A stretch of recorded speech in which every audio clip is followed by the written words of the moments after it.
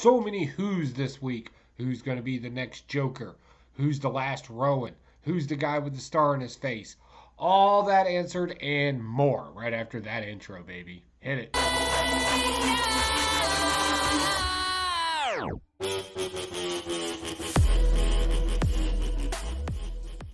Hey, what's going on, you wonderful weirdos? I'm Pocan Joe, and as always, you're pretty cool for coming by. If this is your first time on the show, basically I buy a bunch of comic books, then I take a bunch of notes on them, and then I kind of regurgitate what we've gotten out of them, if anything at all.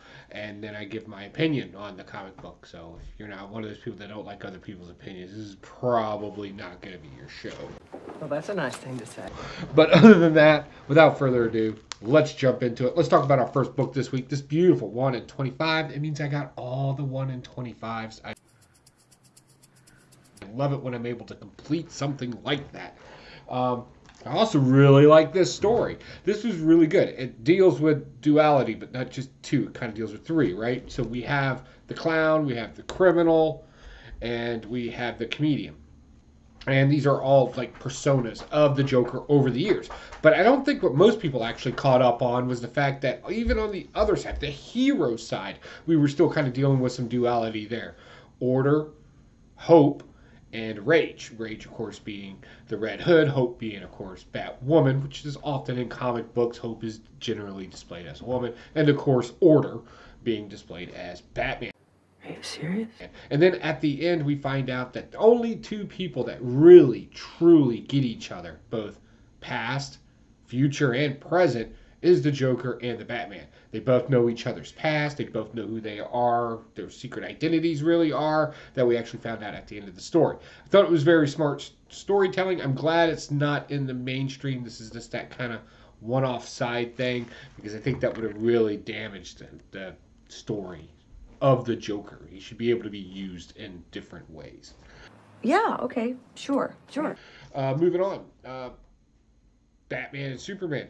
This is interesting. I'm not really digging the whole Steel and Batgirl thing in here, but it does play its point, I guess. But in this, we're trying to find out what's the meaning behind it, really, right? So there's a computer that Brainiac, or that Batman built, and in order for it to truly understand the criminal mind and the games that need to be played, it's using Superman and Batman to run its own algorithm, if you will, to figure out an ultimate solution. It was a far-flung notion. It was interesting because Superman kind of got called out on his shit on this one. Him and the AI, I guess is what we'll call it, were kind of going back and forth. And at one point, about what's a bad guy and why is he bad and yada, yada, yada, going back and forth. And then all of a sudden the computer's like, so if you're the hero and your job is to save people, and Lex Luthor's tried to be a hero, but you think he's doing it for bravado, why didn't you save him? Seriously? And I was like, oh, yeah, that's a good point. So this is pretty cool. Is it worth that one panel? Probably not. But it was kind of a little thumbs up to superheroes overall. Moving on. Detective Comics, we get introduced to the Mirror. I got a sneaky suspicion we've already met the Mirror.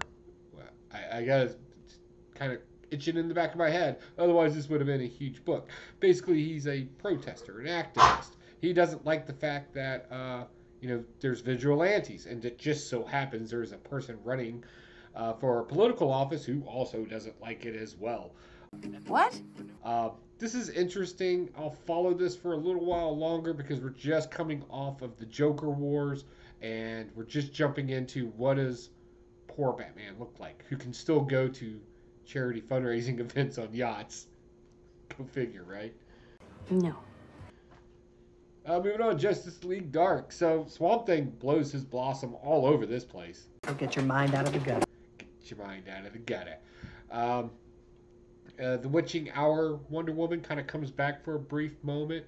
We finally beat the Upside Down Man, and we kind of do it in this kind of vague, weird way where it's all about belief. I don't know what's going on with my dog right now. Yeah, so now that's behind us.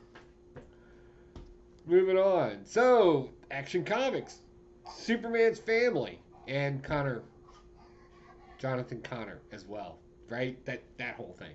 This is happening in here. Apparently, we need to be reminded that Red Mist can actually beat Superman. Fine, it happened. This Parasite thing, though, came to the most worst ending you could possibly get. Basically, they finally beat him to where they shrunk him down, and now he's cute. It's not the best of things. Oh, you see what I mean? Moving on, heavy metal. Oh my goodness, this was a great one. Galactic beings fighting, and then in a, I don't want to say dimension, but let's say another place. So you got like dimensions, and you got the multiverse with multiverses and dimensions, and then there's like this other place, and there's this Chronicle guy that we met. He kind of goes around, and he's like you and me when we read comic books. He's enthralled in the story of everything that's going on there. Will he jump in and help? I don't know, but I think it's really cool, and I hope he does. You got a seriously new dynamic on your hands. So let's go ahead and jump right into Marvel now. A lot of good stuff happened in Marvel this week, starting with Immortal Hulk. I really liked this particular issue because it finally gave us the clarification that we've kind of been needing to make this go forward. We got the connection between the leader and how it's actually Brian Banner, Bruce Banner's father, and how he's acting in that and using that kind of persona to kind of play off of Bruce Banner himself. Devil Hulk trying to warn on it. So what does the leader do? He kills Devil Hulk in this. Now he's a true punk. So that was kind of interesting. I'm glad that's been cleaned up a little bit. Like, what's the association there? I'm glad it's been cleaned up. It's actually been the leader all the time. Does that make sense? Probably not, but we're going to go ahead and roll with it and give it a buy because there was some truly horrifying. They're going back into a more of a horrifying, very bright comic book. The art in here really stands out. Next, Strange Academy. Man, I'm loving Strange Academy, and I don't even really know why.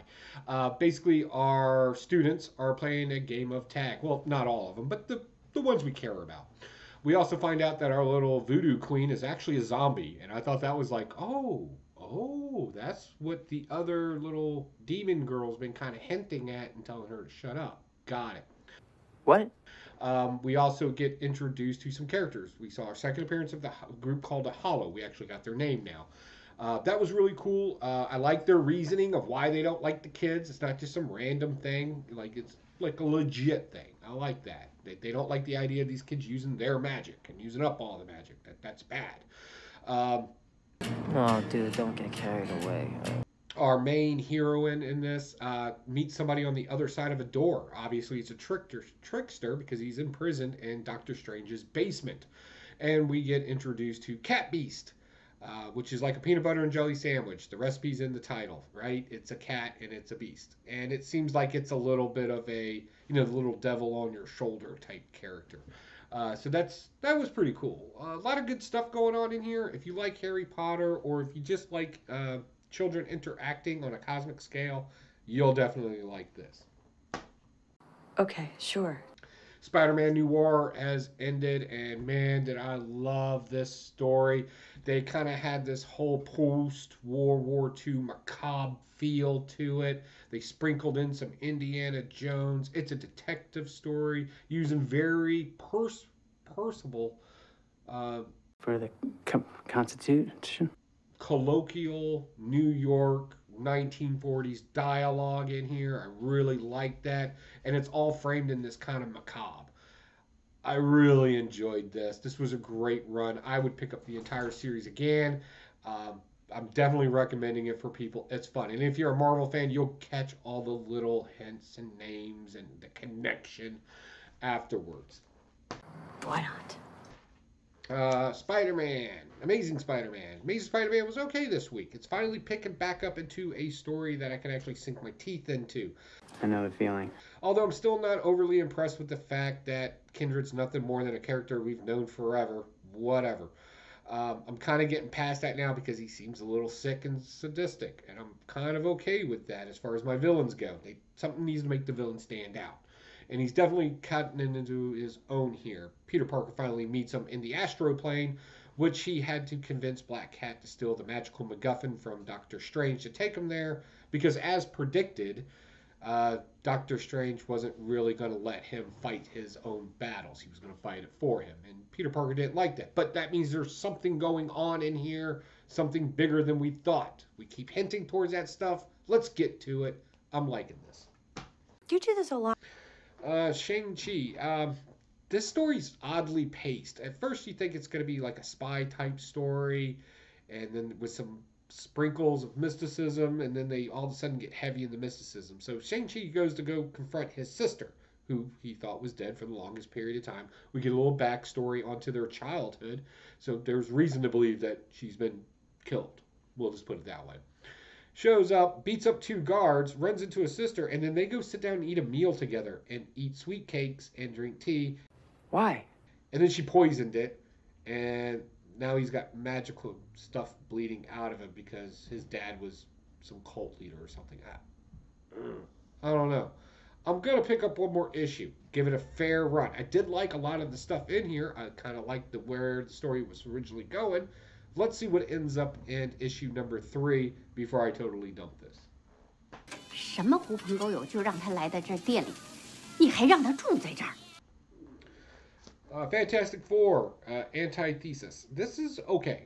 I like this story. In this, the Fantastic Four get endowed with the cosmic power, or power cosmic. Come on, it's supposed to be delicious. Yeah, I don't know why it's worded that way, but we'll go with it. Basically, it's the power that makes the Silver Surfer who the Silver Surfer is. We get that in here, and then when it's time to release that power back, instead of giving it to the character that we all know as Galactus, Reed Richard actually ends up sucking it in and becoming a Galactus-style character. I think that's interesting. I want to follow that a little bit more, so I'll probably be picking up a couple more issues of this. I want to see how that expands onto the family dynamic, and does he actually turn evil? It's a good call. Moving on. X of Swords. I know people have been saying 10 of Swords, Joey. 10 of Swords. Well, there's a little problem with the 10 of Swords. There's only 9 swords of Krakoa. There's not a 10th. Count them. There's 9 tarot cards. 9 people. Are we going to get a twist with maybe a new one? I don't know. This issue did not clarify that. It's completely unacceptable. In this one, everybody finally met their teams, or the teams have been established, and we are moving on to the other world to battle in some way, shape, or form. I thought it was going to be some sort of battle royale, but this kind of kept hinting that it was going to be some sort of other kind of competition. I really hope not. I'd rather see a battle royale, just to be honest with you. Is that right? A lot of interesting things in here. One of the things I picked up on is, you'll notice, and of course this is generic hero stuff, right? The heroes for Krakoa are all, noble, so they're doing it for noble reasons. Like, they didn't need anything in return to go fight this battle. Even your roughneck ones like Gorgon and Apocalypse and Wolverine, your more savage, manly ones, like, they didn't need any negotiation to come do this. Whereas what we're finding out with the other, or villains, there's always a negotiation that had to happen, with the exception of one who's probably truly sadistic. He just likes the idea of dropping bodies, so he's like, yeah, I'll go. Everybody else, it was either some sort of political persuasion or negotiation that had to happen, some sort of conviction of interest that may convince them to come on. Like, there was always a deal, with the exception of, again, the one that I think is just psychotic, and another one who we just saw drinking, which I could see that. No, I'm not in that. I don't know why. Maybe they've just known her for a while. They didn't really give much of a story on her. But for the most part, I'm okay with this. But it's chapter 11. Both teams have been set up. That tells me we're not going to go right into a battle royale, because that's only about 2 issues long. So what is the rest of this going to be? Is it going to be filler, and we're just going to sit here and just knuckle drag through it? I don't know. I hope not. But I'm sorry. I'm going to force my way through it. Also, that 1 in 25 with the tarot card thing, that was kind of cool cover, but unnecessary in the story.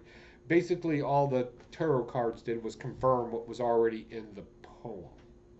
I'm sorry, I don't mean to be rude. So go figure that one out. All right, Last Rowan.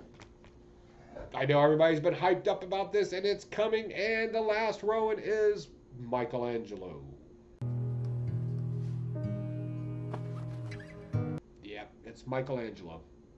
I thought that was an interesting choice.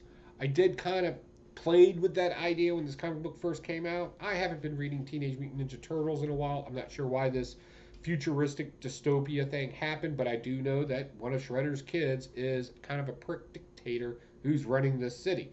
And our hero, Michelangelo, is doing this for revenge, family honor, the whole Rowan thing, the Shogun, ninja, honor thing is going on in this. I'll think about it. Cool. We get introduced to some possibly team up group of kind of punk kids. Well, I'll always be a punk in here. And also we see a futuristic April O'Neil in here who looked like she just left the trailer park after a 30-day bender on meth. Like, she's looking rough in here. Well, that's nice of you. Again, haven't been following Turtles a whole lot, but I could follow this story. Moving on, Department of Truth. Now we're going to play with another conspiracy theory. This one was very popular in the 80s, and it was called the Satanic Panic. And at one point in the 80s, like, everything was satanic. Everything was Pizzagate, basically. And we're kind of playing with that in here. We have a figure, a villain, obviously some sort of satanic ritual, and he's got a star in his face. Who is he? We don't know yet, but hopefully the next issue will clarify that. I love how they're breaking down this agency. It's getting broken down like any secret organization. You got the fat guy at the computer or on the TV watching conspiracy theories. You got the kind of punk, edgy girl on the internet doing social media stuff. And then you got like the 1970s scientist with a tinfoil hat on. He literally wears a tinfoil hat in this. And you're just playing and having fun with different conspiracy theories. So I'll keep picking this up. I like it. I shouldn't, though. That's the weird thing, because usually this has things that I would criticize in it. But for some reason, it seems to flow very well with the story in this. So I'll keep picking this up. Last but not least, Colonel Weird. I'm not like a hugely familiar with the Black Hammer universe. I did read that crossover with the DC, Justice League thing. That was very interesting. I thought the characters were interesting, but by then there was no new issues that were coming out. I missed the Skullboy and that whole thing. So I was really excited to be able to pick this up and kind of deal with it. I like the way this is written, because this is written like somebody that has Alzheimer's, and how they're able to remember flashes, and everything just kind of seems like a daze. And it's really weird, and I really like that. Did you and your mom come up with that on your own? It definitely sucks you in. You can relate with the character, and you're kind of dealing with the 4 stages of growing up, right? And you're dealing with that in here, which is really cool as well, in the way they kind of play with time and everything. Super smart stuff. I really liked it. So, what did you think about this week's haul and review? Please comment down below. Also, don't forget, Blaster Stash It Friday night, 10 p.m. Eastern Standard Time. We'll have a live chat where if you've read any of these comic books, you can come in and give us your point of views on them. Here are our point of views. We can agree, we can disagree, we can do whatever. Definitely swing by and check us out Friday night, 10 p.m. Eastern Standard Time. Also, if you've missed me making my own personal super duper rarest pop, you can catch that video right here. And also the Easter eggs are in that video for the next November project, which I finally got all my materials in for. So we're going to start building it possibly a little early. So definitely like and subscribe so you can catch that video. All right, guys, I'm out of here. Take it easy.